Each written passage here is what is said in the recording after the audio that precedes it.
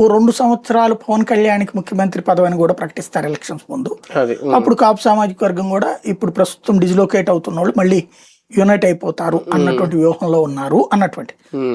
అయితే ఇక్కడ సమస్య ఏంటంటే గెలుపులు మనం అనుకున్నట్టు జరగవు. అది లోకేష్ కి తెలుసు, బాబుకి తెలుసు. ఆయన 30 ఏళ్ల దాకా నేను ఓడిపోను అనుకుని జగన్ అన్నాడు.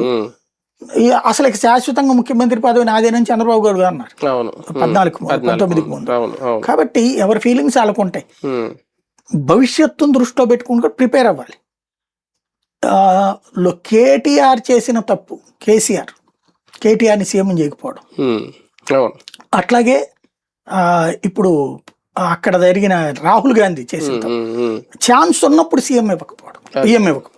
ఛాన్స్ ఉంది కదా ఆ రోజున 2009లో ఆయన పిఎం చెయ్యొచ్చు, చెయ్యలా. ఆ తర్వాత 15 సంవత్సరాలు ఇప్పుడు అది అవకాశం లేకుండా పోయి. ఇప్పుడు రేపు అట్లా కాకుండా ఉండాలంటే మళ్ళీ ఎప్పుడో కాదు, నేను అనుకోవడం అయితే చెయ్యగలిగితే ఈ డిసెంబర్ లోపు చేసేయాలి ఆయన సీఎంగా. అప్పుడు ఛాయిస్ ఉంటుంది టైం కొంత. ఇప్పుడు మనం క్రికెట్ ఆడేటప్పుడు T20కి, వన్డేకి, టెస్ట్కి తేడా ఉంటుంది. T20 బాధేసేయడం వెళ్ళిపోవడం, వన్డే ముందు నిలదొక్కుంటాం. ఒక 5-10 ఓవర్ల దాకా నిదానంగా డిఫెన్స్ ఆడతాం.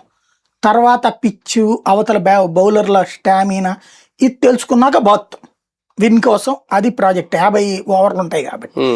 అదే టెస్ట్ వచ్చేటోడికి 5 రోజుల పాటు బౌలర్లకి చిరాకు పుట్టేదాకా వాళ్ళని బౌలింగ్ చేయించి డిఫెన్స్ ఆడి అప్పుడు బాత్తాం. అది 20 ఓవర్లు వచ్చు, 30 ఓవర్లు వచ్చు.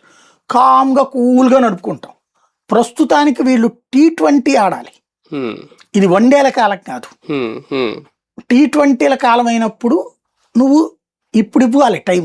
మామూలుగా అయితే లాస్ట్ టైం మహానాడు జరిగిన